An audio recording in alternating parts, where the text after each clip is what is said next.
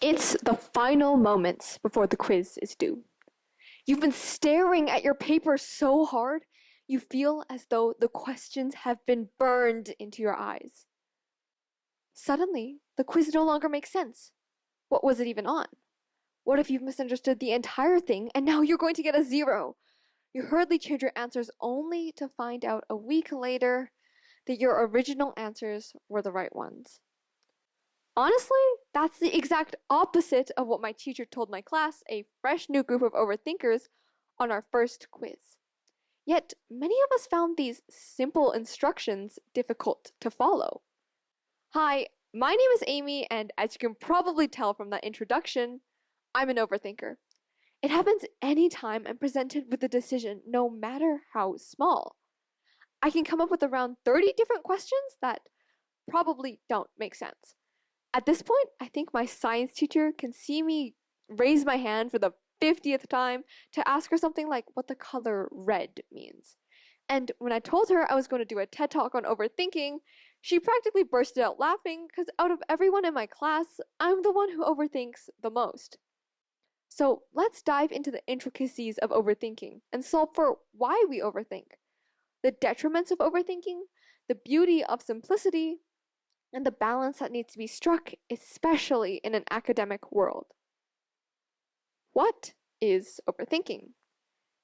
We use the word a lot, but how many of us have ever stopped to define it? According to Harvard Business Review, there are three types of overthinking. Rumination, which is when a person is trapped in a loop of what ifs and what should have beens, being stuck in the past. Future tripping, which is when a person is almost stuck in the future, constantly thinking about what can happen from a single decision. And overanalyzing, which is when a person thinks about a topic a little bit too deeply. Of course, there are benefits to these types of thinking. Future tripping and ruminating can help someone understand the effects of their actions, and overanalyzing can allow for deeper insights. But when these behaviors become amplified with stress or anxiety, which they often are, they can become excessive and dangerous. So, also don't take this as me telling you to never think too much about anything. There are plenty of decisions that will need more than 1 minute of thinking. So, where do we draw the line? When you're picking a cookie at a cookie store, do you really need 10 minutes of staring at the menu, debating which one has the best nutrition to taste ratio, while your friends are staring at you with this blank stare because they've already ordered 10 minutes ago?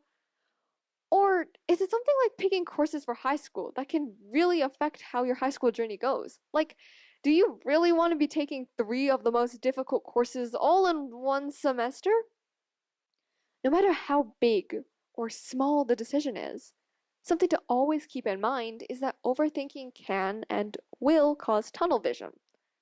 I'm sure we've all failed a test before, or at least done poorly. In that moment, nothing matters more than that grade staring back at you, etching itself into your brain. But as many of us have also heard before, it's not the end of the world if it's a bad grade. And overthinking can actually cause you to dwell on these mistakes rather than learning from them. When you fail a test, the time you spend sulking, panicking, and crying can be better spent preparing for the next assessment.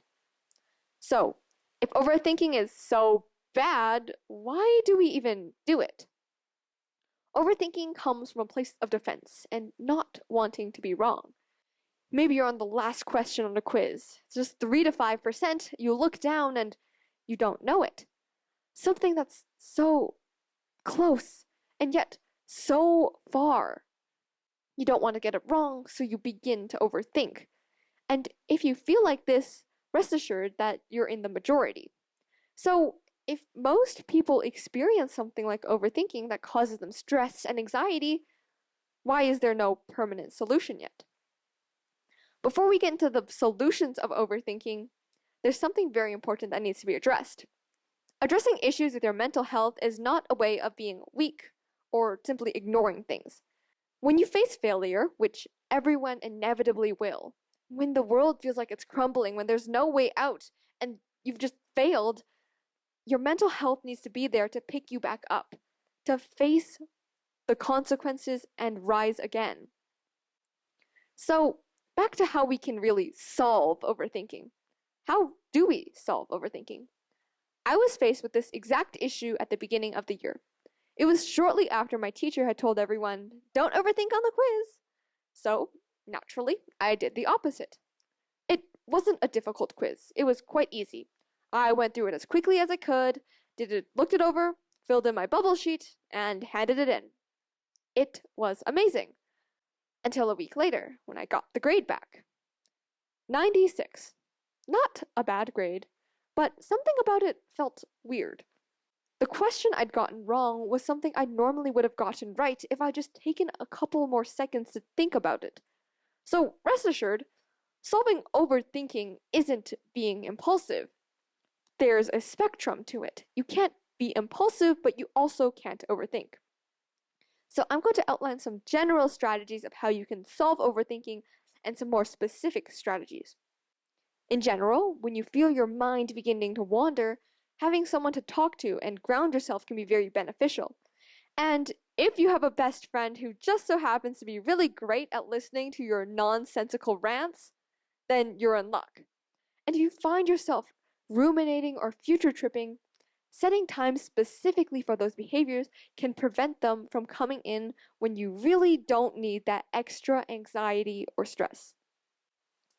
Now, something you've probably noticed from both of those solutions is that they both involve thinking more simply. But what does thinking more simply even mean?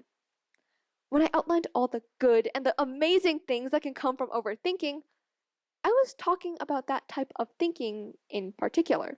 For example, rather than future tripping, think about the realistic consequences of your actions. Now, I'm going to outline a step-by-step guide on how you can solve overthinking. Step 1 is to identify the scope of the problem. Is it a big decision that will affect you for the rest of your life, or is it a small one, like a choice at a cookie store?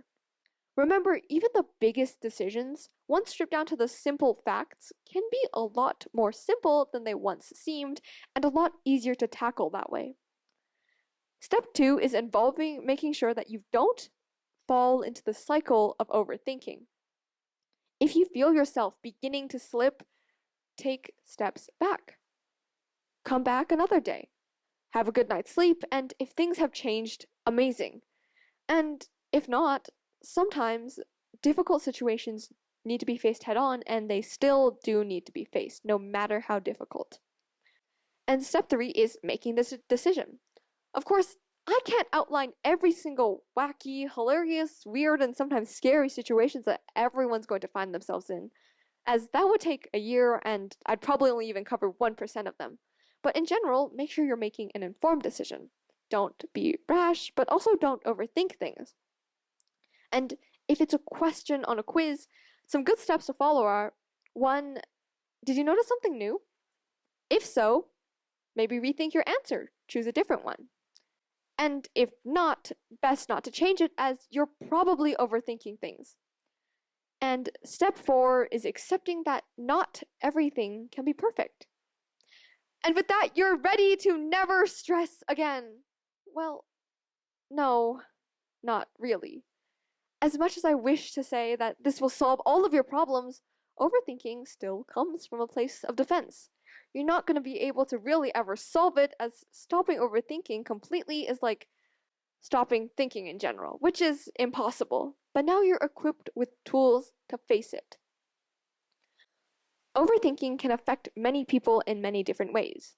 There's 3 types: future tripping, ruminating, and overanalyzing, and they can all affect people in vastly different ways. Overthinking will always cause tunnel vision, and now you're equipped with the tools to face it. No matter how complex something may seem, there's always a simplicity behind it, and sometimes stripping it down to the more simple facts can make it better. And just as Bruce Lee once said, if you spend too much time thinking about one thing, you will never get it done. Thank you.